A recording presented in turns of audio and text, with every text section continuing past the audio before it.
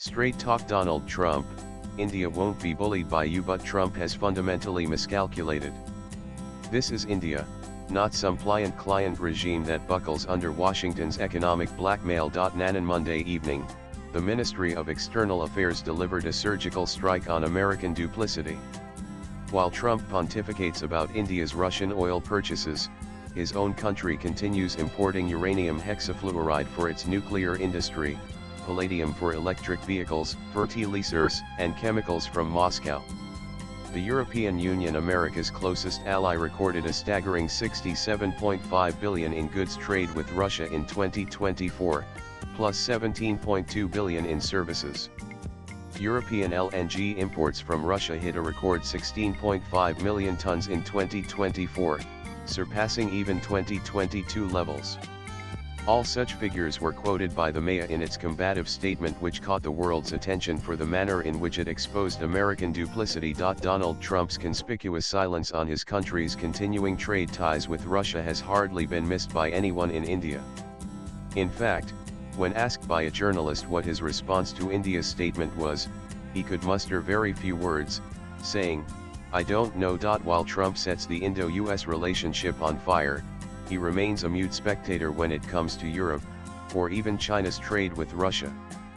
Does Trump have the courage to sanction American and European companies that continue to profit from Russian energy? The silence is deafening because the truth is inconvenient. America's rage isn't about Ukraine, but about control in the Indian subcontinent. And Trump's strategy follows the well-worn American playbook of coercive diplomacy.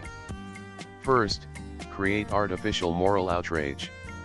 Then deploy economic weapons. Finally, demand capitulation disguised as partnership. The world has seen this script play out on more occasions than one. Now, it is India's turn to be lectured by a country that pioneered sanctions as statecraft and tariffs as threats. The F-35 offer dangled before Prime Minister Modi in February was essentially a bait.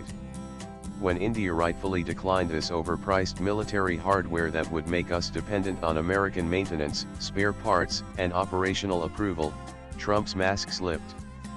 The strategic partnership rhetoric gave way to trade war threats and economic intimidation. This is the American way: friendship when you comply, punishment when you don't. And Trump's fundamental error lies in misunderstanding India's strategic autonomy. Our foreign policy isn't driven by sentiment or ideology, it's anchored in national interest and civilizational wisdom. When traditional oil suppliers diverted their exports to Europe after the Ukraine conflict began, India adapted. When the United States itself encouraged these purchases to stabilize global energy markets, we obliged. India's oil imports from Russia serve 1.4 billion people who deserve affordable energy. This isn't war profiteering, it's responsible governance.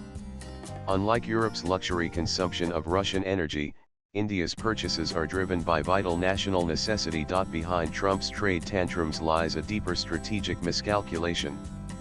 America wants India as a counterweight to China while simultaneously weakening India's defense capabilities.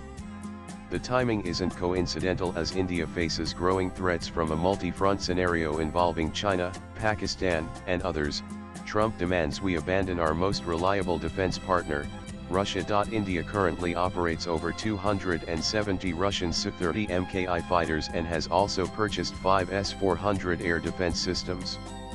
These systems proved their worth during Operation Sindoor, successfully intercepting hundreds of Pakistani drones and missiles.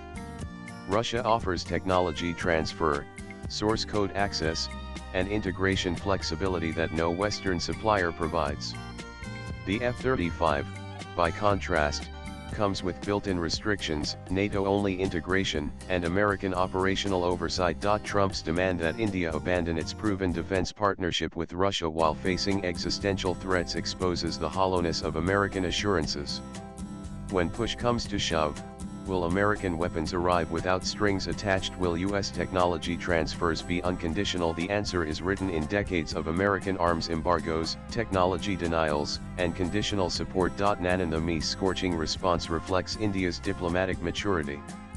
Unlike previous eras when India might have sought accommodation with American pressure, today's India calls out hypocrisy by name. When Trump threatens substantial tariff increases, India calmly notes that it will take all necessary measures to safeguard its national interests and economic security. The message from New Delhi is loud and clear. India will not be bullied into submission by a president who confuses bluster with diplomacy. Our economy isn't dead, it's the world's fastest growing major economy, projected to become the third largest globally. Trump's coercive diplomacy reveals more about American insecurities than Indian vulnerabilities. A confident superpower does not threaten allies with economic warfare. A secure alliance leader does not demand exclusive loyalty from partners facing existential threats. However, the fact is that Donald Trump remains a highly insecure leader at his core. Hence, his desire to secure a win against India by forcing New Delhi to bend a knee. Unfortunately for him, India has no plan to take the easy way out. Submission is easy, but standing up to a bully when it matters most is what the world will remember in the times to come. India's strategic autonomy should not be confused as anti-American. We will engage with Washington where interests align, resist where they diverge, and maintain independent decision-making always. This approach has served India well through the non-aligned movement, the Cold War's end, and the rise of multipolarity. It will serve us well through Trump's tantrums too. And Donald Trump can keep his tariffs, sanctions, and threats. India has faced worse from more dangerous adversaries and emerged stronger. We've built our nation on principles, not pressure. We've grown our economy through innovation, not intimidation. We've secured our borders through strategic partnerships, not strategic subservience. Trump wants India to choose between America and our national interests. That's not a choice, but an insult.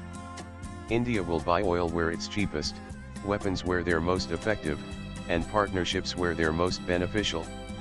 American approval is neither sought nor required. If the US wants to compete for a share in India's oil import basket, Donald Trump should offer New Delhi crude at prices cheaper than Russia. Washington should focus less on bullying India and instead try to ensure its oil is more competitively priced in global markets. Swipe left for next video. This is India you're talking to, Mr. President. We don't yield to pressure. We don't follow diktats. We don't serve others' interests. Try to remember that the next time you confuse friendship with subordination. This relationship works both ways, or it doesn't work at all. Nan views expressed in the above piece are personal and solely those of the author. They do not necessarily reflect News 18's views. Latest blogs.